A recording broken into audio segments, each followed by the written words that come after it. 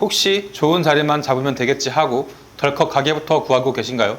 안녕하세요. 저는 경찰 공무원을 퇴사하고 술집을 9개까지 운영했던 박순경입니다. 요즘은 저가 술집부터 이자카야, 오뎅바 등 정말 많은 술집들이 생기는 것 같은데요. 그런데 그렇게 많은 것에 비해 금방 망하는 곳도 너무나도 많은 것 같습니다. 그렇다면 망하지 않고 성공적인 창업을 하기 위해서는 어떻게 해야 할까요? 저도 처음엔 여러 시행착오를 겪었었는데요. 하지만 매장을 2개, 3개 늘리다 보니 어떤 순서로 창업을 해야 성공적인 술집을 만들 수 있는지 깨달음이 오더라고요. 이번 영상은 창업을 할 때 어떤 순서로 해야 하는지 큰 틀을 잡을 수 있게 제대로 정리를 해놨으니 메모하셨다가 꼭 적용해 보시길 바라겠습니다.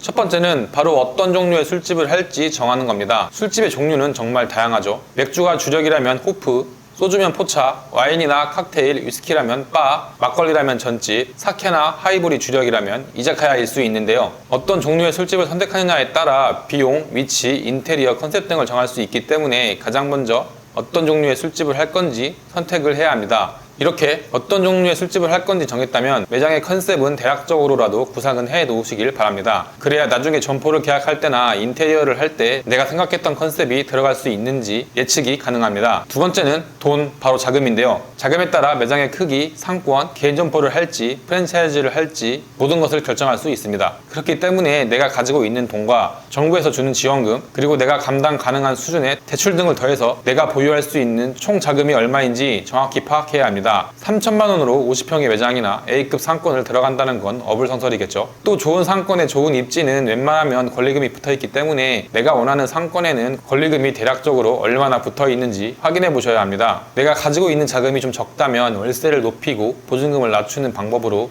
임대인과 협상할 수도 있는데요. 보통 2년 계약이기 때문에 1년 정도는 월세를 높이고 보증금을 낮추어 계약을 한 다음에 나머지 1년은 보증금을 높여서 월세를 낮추어 계약을 합니다. 계약서에 있는 최종 월세가 최대한 낮아야 나중에 재계약을 할 때 인상률에 의한 인상 금액이 적어진다는 점도 꼭 알아두시길 바랍니다. 또 내가 가진 돈을 전부 창업 비용에 다 사용한다는 생각은 하지 않는 게 좋습니다. 저는 최소한 내가 가진 돈의 10% 정도는 예비 자금으로 빼놔야 한다고 말씀드립니다. 오픈 초부터 대박 날 거라는 생각은 하지 마시고 못해도 한 달 정도는 매출이 없어도 버틸 수 있는 힘이 있어야 조바심을 내지 않고 안정적으로 운영을 하실 수 있습니다. 좀 더 자세한 비용에 관한 설명은 위 영상이 있으니 참고해 주셔도 좋을 것 같습니다. 세 번째, 자금을 정했다면 그 다음은 상권 분석 및 점포 계약인데요. 상권은 내가 알고 있는 상권을 선택하는 게 좋습니다. 요즘은 네이버 소상공인 상권 분석이나 오픈업 등 다양한 시스템을 활용해 데이터를 모을 수 있는데요. 같은 데이터라도 내 이해도가 높은 상권이어야 분석하고 예상하기가 쉽거든요. 그래서 저는 내가 잘 알고 있고 평소 관심이 많은 지역을 먼저 분석하고 고민해 보라고 말씀드립니다. 이 지역 상권을 정했다면 일주일 정도는 직접 가서 거리를 확인해 봐야 합니다. 어떤 시간에 사람이 많은지, 평일과 주말은 어떻게 다른지, 또 몇 시까지 사람들이 많이 있으며 보통 다른 술집들은 몇 시에 오픈을 하고 마감을 하는지 등을 파악해야 합니다.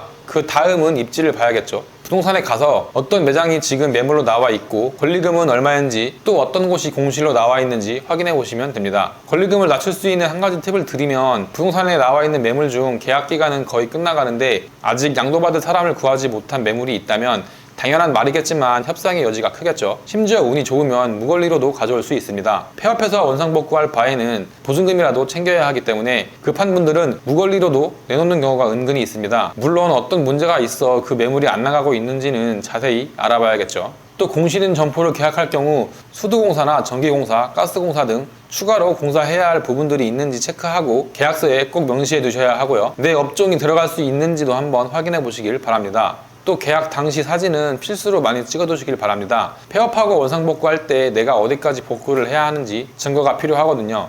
내가 계약 전 모습까지 복구를 해줄 필요는 없습니다. 상권 분석은 이렇게 하면 실패 확률이 많이 줄어듭니다. 하지만 내가 모르는 지역이라면 말이 달라지겠죠. 전문가의 도움을 받는 게 더 빠릅니다. 제가 직접 컨설팅을 진행하고 있으니 관심 있으신 분들은 아래 링크를 한번 참고해 주시길 바랍니다. 네 번째, 점포 계약까지 끝났다면 그 다음은 컨셉인데요.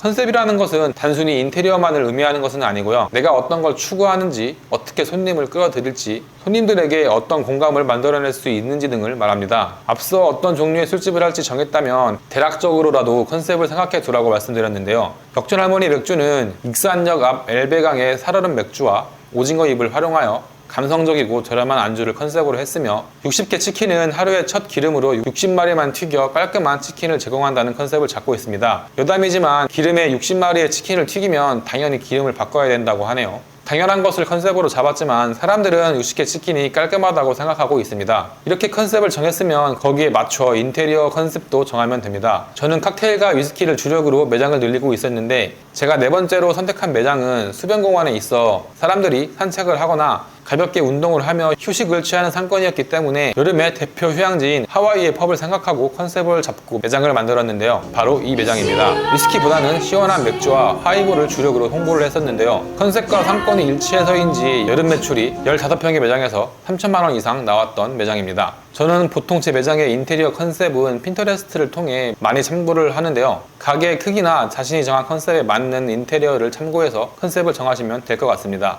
다섯 번째로 컨셉까지 정했다면 그 다음은 장비 선택과 주방 설계 그리고 인테리어 공사입니다. 인테리어 공사가 진행되면 도면을 그리고 업체에게 넘겨줘야 하는데요. 도면을 그리기 전에 내 매장에 어떤 장비들이 들어가야 하며 장비들의 스펙은 어떤지 확인을 해봐야 합니다. 규격부터 전력, 용량, 배수관의 크기 등 미리 스펙들을 파악해야 후에 추가로 공사를 하지 않을 수 있습니다. 인테리어 공사가 끝난 다음에 변경하면 금액이 배로 들어가기 때문에 꼭 내가 사용해야 할 장비들의 스펙을 확인해 주시기 바랍니다. 장비는 자금의 여유가 있다면 새 제품을 구매하는 걸 추천드립니다. 중고는 중간중간 돈 나갈 일들이 생각보다 많이 생깁니다. 그리고 무엇보다 신경이 많이 쓰입니다. 내일 당장 영업을 해야 하는데 장비에 문제가 생기면 영업하는데 지장도 되고 혹여나 부품 교체가 아니라 입고라도 하게 되면 장비를 분리해서 빼고 고쳐서 가져온 후 다시 조립해야 합니다. 중고 장비는 복불복입니다. 같은 중고 냉장고인데 어떤 건 4년 동안 한 번도 고장이 안 났고 또 어떤 건 2달 만에 부품을 교체해야 했습니다. 이렇게 장비 선택과 동선이 정해졌다면 인테리어 업체를 선정하고 인테리어 공사를 진행해야 되는데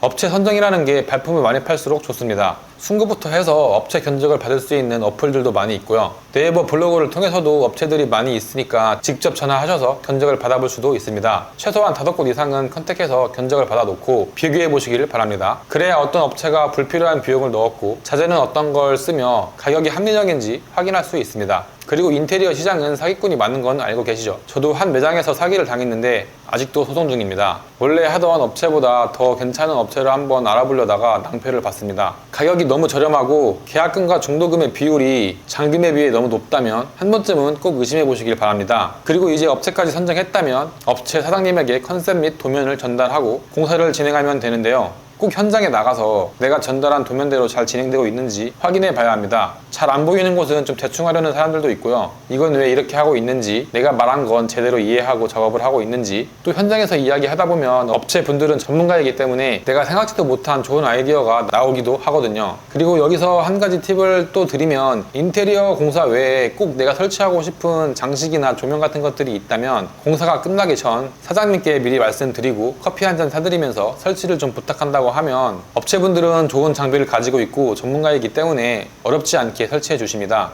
나중에 스스로 설치하려고 하면 제대로 된 장비도 없을 뿐더러 방법도 모르기 때문에 설치하기 굉장히 힘듭니다. 이렇게 술집 창업 순서에 대해서 한번 말씀드려 봤는데요. 제가 말씀드린 것들이 전부 100% 맞다고 말씀드릴 수는 없지만 적어도 9개의 매장을 오픈해 봤던 제가 직접 느끼며 경험했던 것들을 토대로 말씀드렸기 때문에 이렇게 따라만 하셔도 크게 문제가 되지는 않을 겁니다. 그래도 혼자 하기 어렵다고 생각하시거나 궁금한 것들이 있으신 분들은 아래 고정 댓글에 링크를 남겨뒀으니까 한번 참고해 주시고요. 박순경의 자영업 살아남기에서는 칵테일바 전수 창업과 술집 창업 관련 상담을 진행하고 있습니다. 칵테일바 전수 창업에서는 제가 직접 맛보고 손님들의 반응을 살피며 연구해온 약 50여 종의 칵테일 레시피와 거기에 맞는 안주 구성 및 레시피를 전수하고 있으며 간단한 상권 분석과 고객과의 상담을 통해 가게의 컨셉을 잡고 인테리어 업체 선정 후 공사 진행 그리고 초기 마케팅까지 함께 원스톱으로 진행하고 있습니다. 또한 비용 절감 노하우와 많은 분들이 어려워하는 원가 계산 및 마진율 계산 파일을 매장에서 판매할 술에 대한 지식과 추천 매뉴얼,